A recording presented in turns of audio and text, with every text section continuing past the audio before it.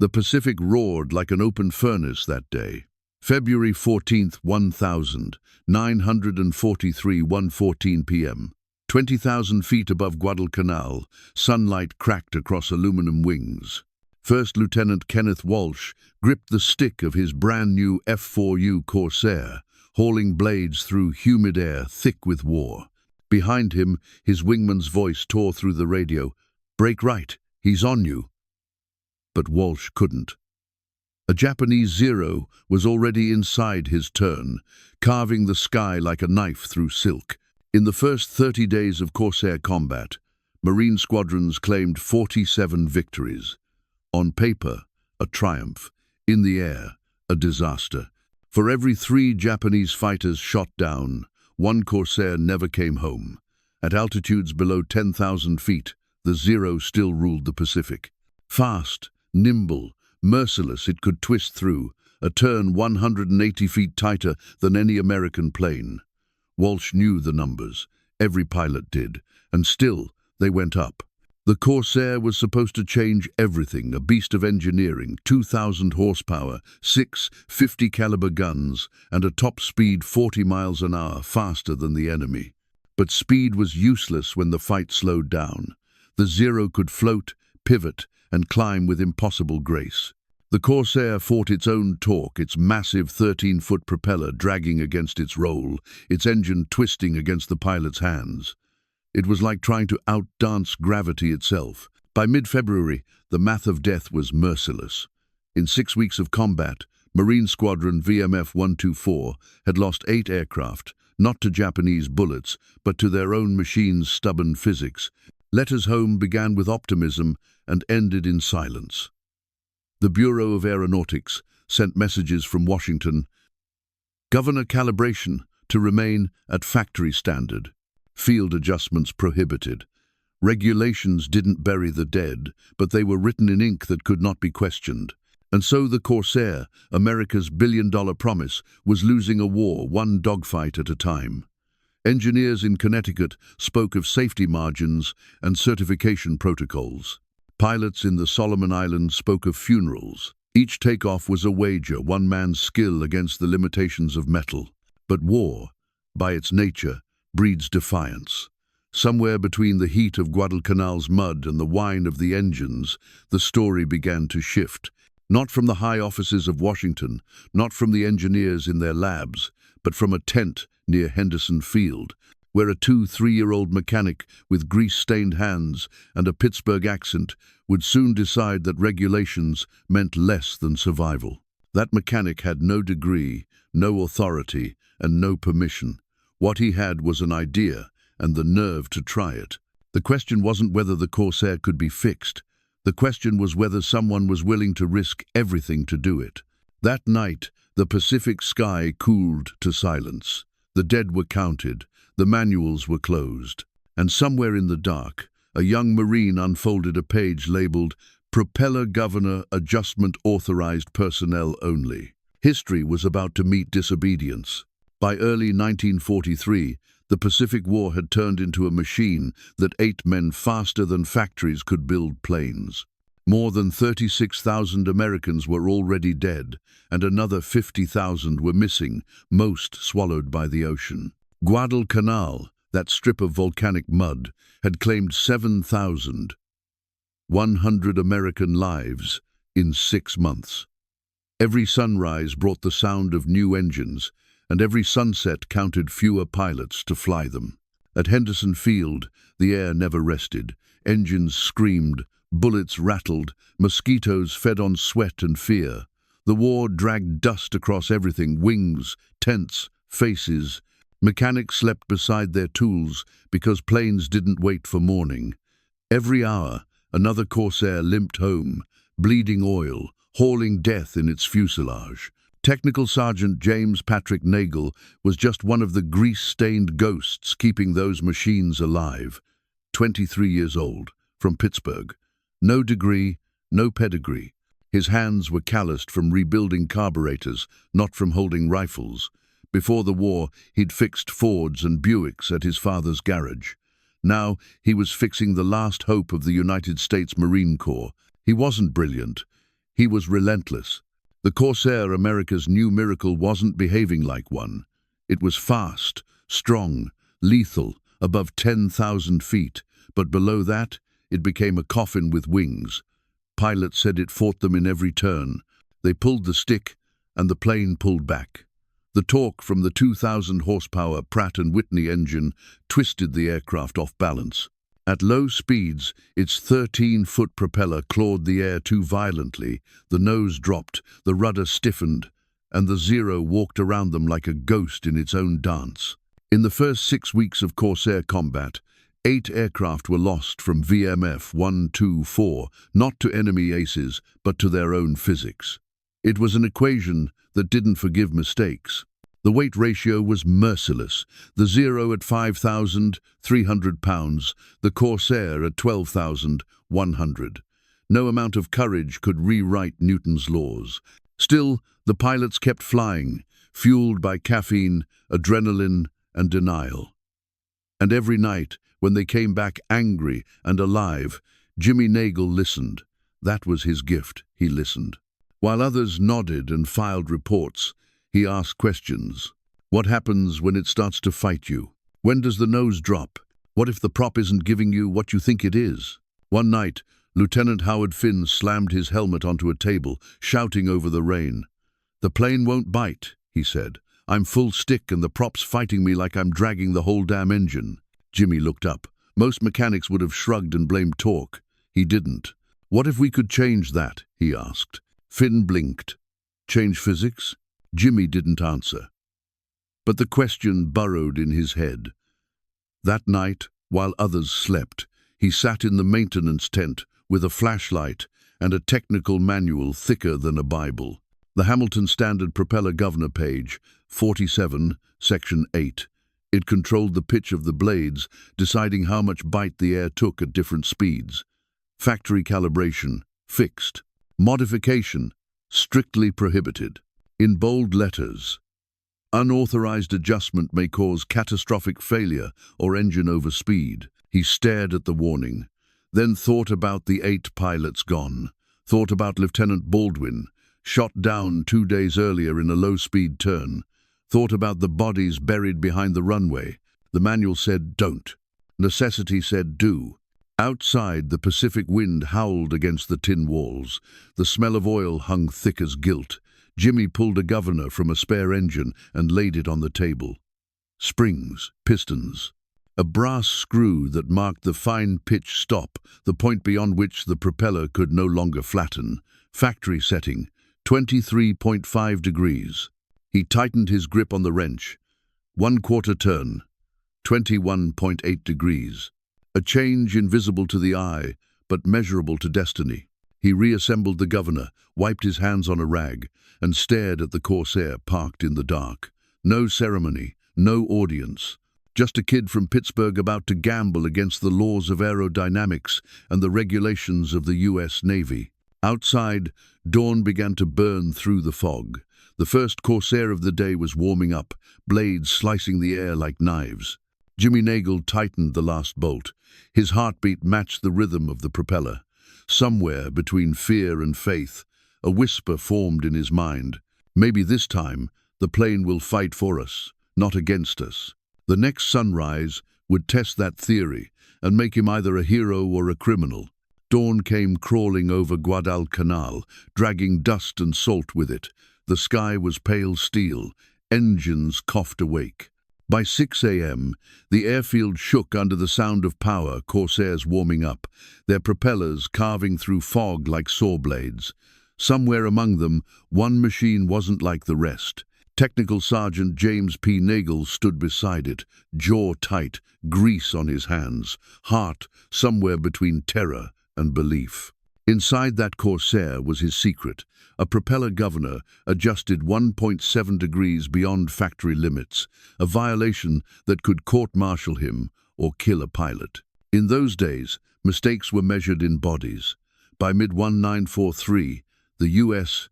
had lost nearly 8,000 aircraft in the Pacific, many not to enemy fire but to accidents, mechanical failure, or unknown causes. Every one of them had a name, a mother, a hometown. War didn't care about causes, it only counted losses. Lieutenant Howard Finn climbed into the cockpit of the modified Corsair, unaware of what Nagel had done. The propeller spun up, roaring against the morning wind. RPM steady, gauges normal. Finn throttled forward, hauling the plane down the strip, lifting into a sky that had swallowed too many of his friends. 20 minutes later, the Corsair returned. Finn climbed out, eyes wide, face lit by something close to disbelief. "What did you do to my plane?" Jimmy froze. "Why?" "It turns," Finn said, grinning through sweat. "It actually turns." That night, word spread through the squadron like wildfire in dry grass. Pilots whispered about a Corsair that felt lighter, cleaner, alive. Nagel's secret wasn't secret anymore. Within 48 hours, he'd modified 12 more governors, each one a silent rebellion. When the maintenance chief found him hunched over another governor, he snapped. "Sergeant, you're out of line. That's unauthorized modification of government property." Jimmy didn't look up. "Yes, sir. You could kill men with this." "I already am," Jimmy said quietly, "if I don't fix it." On February 23rd, Major William Geisey, commander of VMF 124, got word of the alterations. His face went pale, then red. "You did what?" "Adjusted the fine pitch stop, sir," the maintenance chief admitted. "On whose authority?" Jimmy stood. "Mine." The room fell silent. Guys stared at the young sergeant who'd just confessed to breaking half a dozen federal regulations. "Do you understand what you've done?" "Yes, sir." "You could have blown that engine apart." "Yes, sir." "And you did it anyway?" "Yes, sir." "Why?" "Because pilots are dying, sir. 8 in 6 weeks. The math doesn't lie. I think I can help." Every officer in the room spoke at once. Arguments, citations, threats. The engineers said the change was dangerous. The operations officer said Nagel had compromised structural integrity. But then Lieutenant Finn stepped forward. "Sir, I flew it. It works." Major Guys raised a hand for silence. "Tomorrow morning, we test it. 2 aircraft, same altitude, same turns. If it fails, you're done, Sergeant. If it works," he didn't finish. He didn't have to. February 24th, 1943, 0800 hours. 2 Corsairs lined up on Henderson Field's runway. 1 standard, 1 modified. Finn in the modified, Walsh in the standard. Major Guys stood with a stopwatch, clipboard, and the weight of a war on his shoulders. "Gentlemen, you are cleared for comparative test. 10,000 feet, full turn rate until ordered to stop." Engines thundered. The ground trembled. The Corsairs rose into the sun, shrinking into 2 dark specks against the blinding sky. Minutes later, the radio cracked. Walsh's voice strained through static. "Major, I can't keep up. He's cutting inside my radius by 50 feet, maybe more." Then Finn's voice, steady but burning. "Sir, she's holding like never before. No talk fight, no nose drop. This is a different airplane." Guys didn't say a word.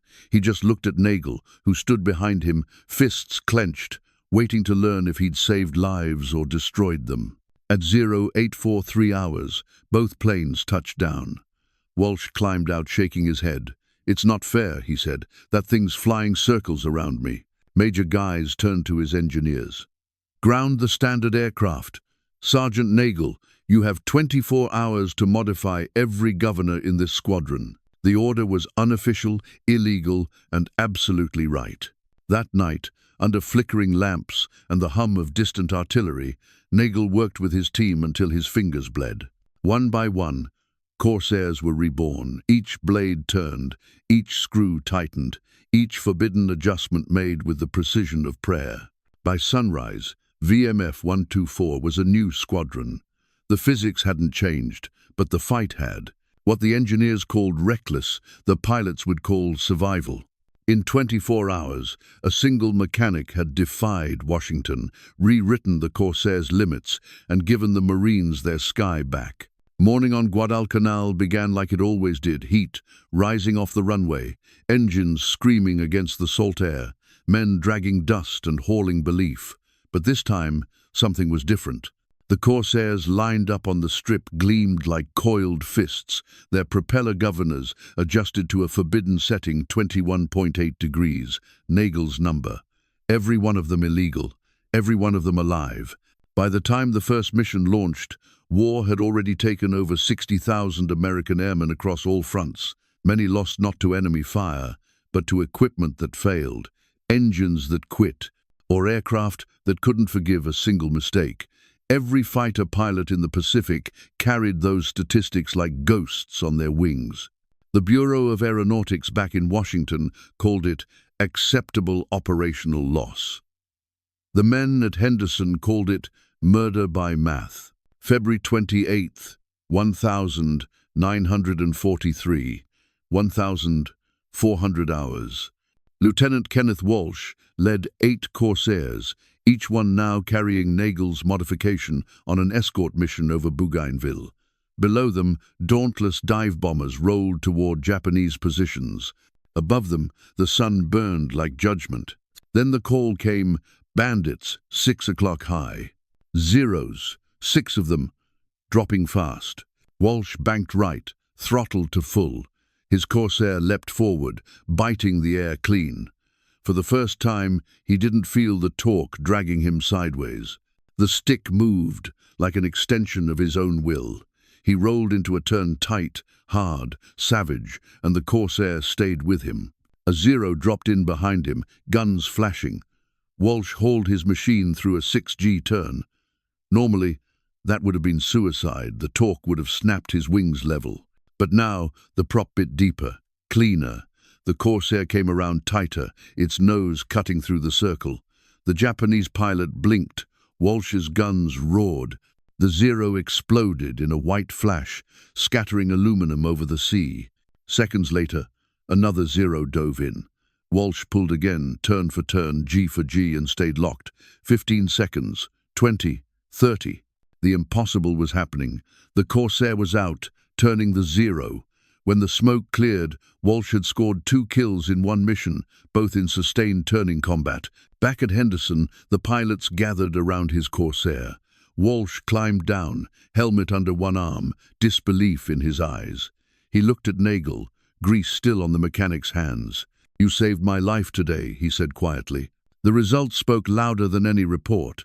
Over the next 21 days, VMF 124 logged 342 sorties, claiming 67 victories for only 3 losses, a kill ratio of 22-1.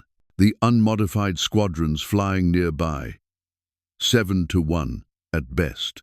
The difference was more than numbers. It was survival. But Washington didn't see it that way. On March 3rd, a telegram arrived from the Bureau of Aeronautics. Unauthorized modifications constitute violation of Directive 143. B. Cease operations immediately. Modified aircraft to be grounded pending inspection. Responsible personnel subject to court-martial. Major Guys read the message, crumpled it, and dropped it into the mud. "Negative," he said flatly. "Combat operations continue." The engineers protested. The pilots didn't. They'd seen the proof in the sky. For 11 tense days, a bureaucratic war raged paper against reality. Then, on March 12th, salvation arrived from a man who spoke both languages. Lieutenant Commander John Blackburn, Navy test pilot, aeronautical engineer, and veteran of the skies. He flew out to Guadalcanal to see for himself. 6 hours in the air, 2 Corsairs, 1 standard, 1 modified. He tested every maneuver, every stall, every torque break. When he landed, his face said everything. His report to Washington was simple. Sergeant Nagel's field adjustment improves low-speed authority without compromising safety or performance. Recommend immediate fleet-wide adoption. The Bureau approved the modification on March 14th, 1943. Officially, the Corsair's propeller governor setting was now 21.8 degrees. Unofficially, every pilot in the Pacific already knew what that meant. By the end of March, the Japanese intelligence network noticed. A captured report dated April 3rd, 1943 read, "American Corsair fighters display improved low-speed maneuverability. recommend avoidance of prolonged turning engagements. Even Japanese ace Saburo Sakai wrote in his diary, "The Americans have changed. Their fighters no longer yield in the turn. Their courage was never lacking now, their machines match it." The war in the air had tilted. Physics had been outwitted not by an admiral, not by an engineer, but by a mechanic who refused to stop listening. By April, production lines in Connecticut quietly updated their blueprints. Every Corsair built after July 1943 left the factory with Nagel's setting, his crime now written into military specification. The Pacific sky had turned a page. But Nagel never celebrated. He was still on the line, still turning wrenches, still avoiding the spotlight. Because in war, recognition was a luxury, and he was too busy keeping men alive. What he didn't know was that the change he'd made in one muddy tent would soon echo across every air battle from Rabaul to Okinawa and seal his place, quietly, in history. The Pacific War was winding down, but the sky still trembled. Even in victory, the air smelled of metal and memory. Between 1943 and 1945, the U.S. military had lost over 41,000 aircraft. Across all theaters crashed, burned, vanished. Some fell to gunfire, others fell to gravity and design. Yet in that storm of loss, the Corsair became something else, a survivor's machine. Its pilots came home with grease, stained luck forged by a mechanic who refused to follow the manual. By the final year of the war, Corsairs recorded 2,140 victories for 189 losses, an 11-to-1 kill ratio, unmatched in the Pacific. The Zero, once untouchable, was now the hunted. Japanese reports called the Corsair Shinu Fukiya the death whistle because its massive propeller screamed like judgment when it dove. For every Zero that turned, a Corsair turned tighter. For every pilot who once prayed to escape the torque, now the torque served him. Nagel's adjustment, 1.7 degrees of rebellion, was invisible in the sky, yet it changed everything beneath it. Pilots no longer fought their aircraft, they fought their enemy. Combat fatigue dropped, morale soared. The fine pitch stop that had once been forbidden now became gospel. Engineers rewrote specifications, factories followed. By July 1943, every Corsair built carried Nagel's modification as standard. No ceremony marked that change. No medals were pinned. The adjustment was listed in the factory blueprint as Hamilton Standard Governor Fine Pitch, 21.8 degrees. No name, no origin, just a number that saved lives. By war's end, Corsair squadrons had flown 64,051 combat sorties in the Pacific. Their improved survival rate meant roughly 1,100 more men came home than statistics predicted. 1,100 letters of sorrow were never sent. 1,100 mothers never wept beside unopened boxes. Nagel never knew the numbers. He just knew the sound of engines that worked the way they should. When Japan surrendered in August 1945, he packed his tools and boarded a transport home. The world he returned to was quieter, but no less mechanical. Pittsburgh was still steel, smoke, and sweat. He reopened his father's shop on Butler Street, Nagel and Sons Auto Repair, and went back to fixing cars. If you asked him what he did during the war, he'd shrug. "I worked on planes," he'd say, not "I changed the course of aerial combat," not "I saved men I never met." Just planes. The 1,950 seconds brought jet engines, and the Corsair faded into history's rear view. But in classrooms and hangars, its legacy endured. Aerospace engineers studied the modification under new names: empirical pitch optimization, combat phase adaptation. Complex words for a simple act: listening to the men who risked their lives and daring to make their tools fit them.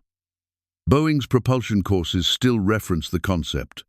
The slide reads, "Field adjustment, Guadalcanal, 1943. Below it, no photograph, just a footnote, attributed to an unnamed Marine Corps mechanic. The man with the wrench stayed invisible. In 1972, a researcher from the Smithsonian Institution tracked him down. The museum was curating a Pacific aviation exhibit and asked if he might donate personal artifacts. Nagel wrote back on yellowed stationery, "I don't have anything worth displaying. The pilots were the heroes. I just turned wrenches." That letter still exists, framed quietly in a file cabinet at Quantico. 6 years later, in 1978, the pilots of VMF 124, older now, silver-haired, slower in the knees but sharp in memory, held a reunion in Pittsburgh. They decided they'd bring the war back to the man who'd saved them from it. Lieutenant Colonel Kenneth Walsh, now wearing the Medal of Honor, walked through the garage door of Nagel and Sons Auto Repair. The smell of oil and steel hung thick. Jimmy was under a Chevy, hands black with grease. Walsh called out, "Can I help you?" Jimmy asked, without looking up. Walsh smiled. "You already did." That night, 57 former Corsair pilots gathered in a rented hall on the outskirts of town. They presented Nagel with a wooden plaque that read, "To Technical Sergeant James P. Nagel, USMC, whose courage to question and willingness to act saved lives, changed battles, and proved that the best engineering begins with the human heart." He didn't give a speech. He just nodded, said thank you, and hung the plaque in the back office of the garage behind the calendar, where customers wouldn't see it. 15 years later, in 1993, Nagel died quietly at age 73. His obituary in the Pittsburgh Post-Gazette was 3 sentences long. It mentioned he was a veteran, a mechanic, and a father. It didn't mention Guadalcanal or the Corsair or how he bent the laws of physics to save men he'd never meet. But history doesn't stay buried. Today, at the Marine Corps Aviation Museum in Quantico, there's a small exhibit about the evolution of the F-4U Corsair. One metal panel describes the Hamilton Standard propeller governor. At the bottom, in small print, are 12 words. Field adjustment pioneered by TSGT James P. Nagel, USMC 1943. That's all. No photograph, no headline. Just proof that courage doesn't always wear wings. Because war, for all its destruction, sometimes reveals the quietest kind of greatness, the kind that turns not by orders, but by conscience. Jimmy Nagel's story isn't about machines. It's about what happens when a man refuses to accept good enough while others die. About the belief that one act of defiance, made in the name of life, can echo across generations. The sky over Guadalcanal has long gone silent. But if you stand near an old Corsair, listen closely as its propeller spins. The faint hum you hear between the blades, that's him, a whisper of steel and faith. A mechanic who broke the rules, and in doing so, kept the world turning.